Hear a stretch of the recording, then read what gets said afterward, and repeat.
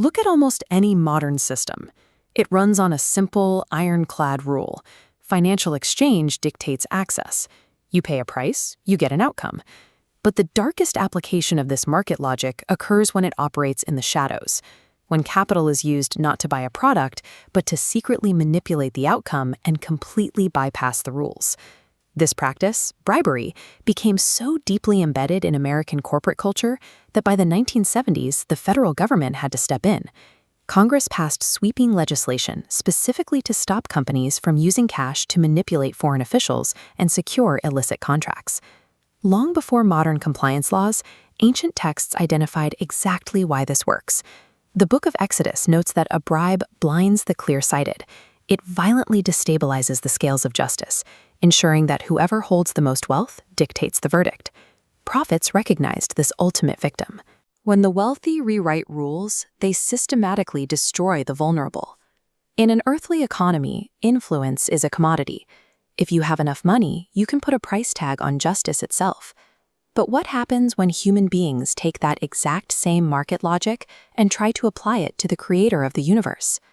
The church has a specific theological term for this crime. They call it simony. Simony is the attempt to purchase spiritual authority, divine grace, or the gifts of God using earthly wealth. On the surface, it looks like simple greed, but the psychological root is actually control. If you buy a spiritual gift, you can manage it, you can measure it, you can leverage it. Attempting to buy grace reveals a deep arrogance. It assumes the divine operates on a ledger, fully subject to our human negotiating tactics. To understand where the term comes from, we have to look back to the 1st century, in the ancient region of Samaria.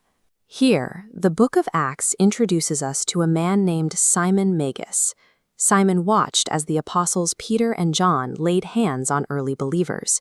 He saw firsthand the spectacular power of the Holy Spirit being conferred upon them. Watching this display of power, Simon made a catastrophic miscalculation.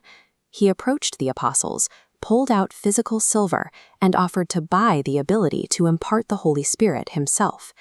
Peter's response was immediate and harsh. He told Simon, "May your silver perish with you, because you thought you could buy the gift of God with money." The condemnation is severe because it protects a core theological truth. God's gifts are given freely out of love. Trying to write a check for them is an attempt to bypass the required spiritual submission. Simon Magus put a name to a timeless human flaw. We desperately crave the power of the divine, but we prefer to pay cash rather than surrender our hearts.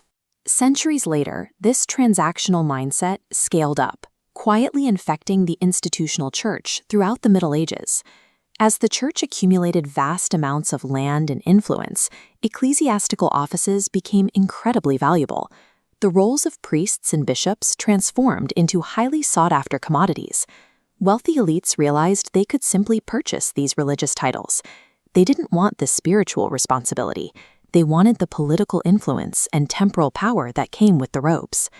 This created a massive theological danger.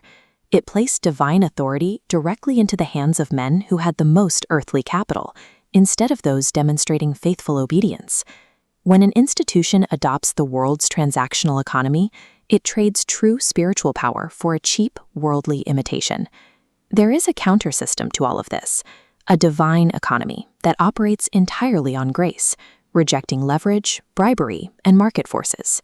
The standard required to participate in this economy is tested heavily in the Book of Job. Theologians refer to it as disinterested righteousness. Disinterested righteousness means serving and worshiping God strictly because of who He is. You obey with absolutely zero expectation of a material payout, a promotion, or a financial reward. We see the exact opposite of this in the Book of Malachi. Worshippers tried to cheat God by offering defective, blemished animals on the altar, while secretly keeping their prime, healthy livestock for themselves. God utterly rejects this deceit. He reminds them that He is a great king.